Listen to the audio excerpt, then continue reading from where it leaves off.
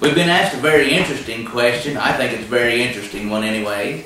We've been asked the question, do biblical artifacts have any significance today?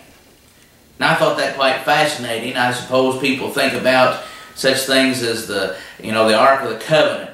Indiana Jones went after in the movie, and we think about the Ark. Some people talk about finding Noah's Ark, even today, and folks have said they had pieces of the Ark, or pieces of the cross, and that type of thing, which of course has been proven to be false.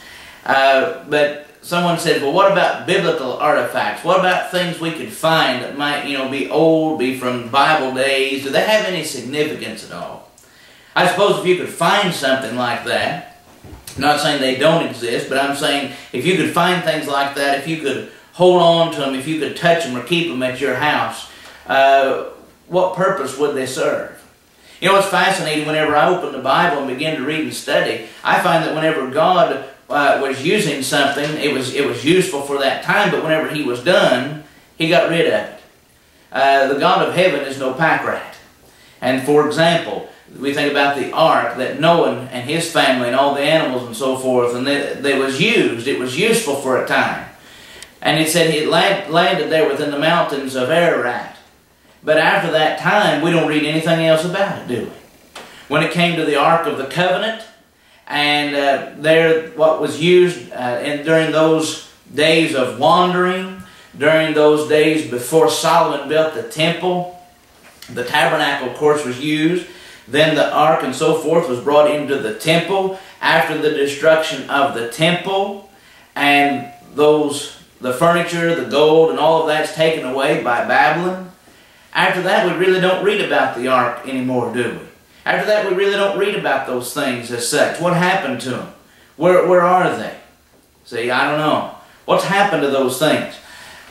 We find significance placed on biblical artifacts, not from God placing significance on them, but rather from man. I'll give you an example of this. In Numbers chapter 21, the Bible says that whenever the people were bit by the serpents, Numbers chapter 21, after their murmuring, people were bit by the serpents and they were dying. So God made a command and He said, I want you to take a piece of brass and make a brass serpent, put it up on a pole, and then the people can look and see the brass serpent on the pole and they will live.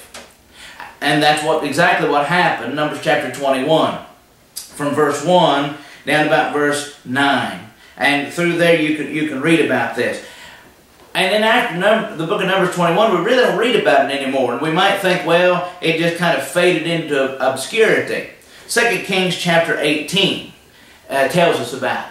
2 Kings chapter 18 describes for us, this is several hundred years later. Several hundred years later, and now here is Hezekiah reigning over Judah. And the Bible says in verse 4 that among other things what he did was that he says he broke in pieces the bronze serpent that Moses had made. What? See, that bronze serpent that Moses had made, evidently they'd carried that with them all around, all through these years. And now the Bible says he took it and he broke it in pieces. It says, for until this day the people of Israel had made offerings to it. And he called it Nehushtan. Now the word Nehushtan means nothing. It's a piece of brass. And he tells them, this is just a piece of brass. You need to get rid of this. And so they did finally in the days of Hezekiah. There is no significance to these biblical artifacts, really.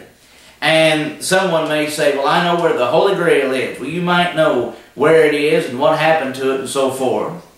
And that's fine. But really, the only significance was during the time it was being used. It has no significance today. Why not? Well, among other things, God doesn't want any idols. And what would a man or a woman do had they possessed, right now, the Ark of the Covenant, or the breastplate that Aaron had with the Urim and the Thummim and the stones and so forth? What would they do with that? Would they not turn that into an idol?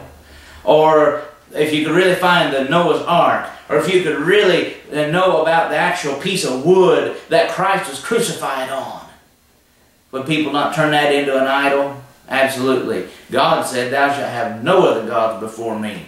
We're not to worship anything but Him.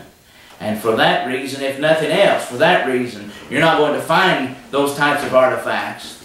Number two, they have no significance for us today, because once used, then they were put away and they had served their purpose and they're gone. Our focus needs to be on God and needs to be on serving and worshiping Him the way He directs.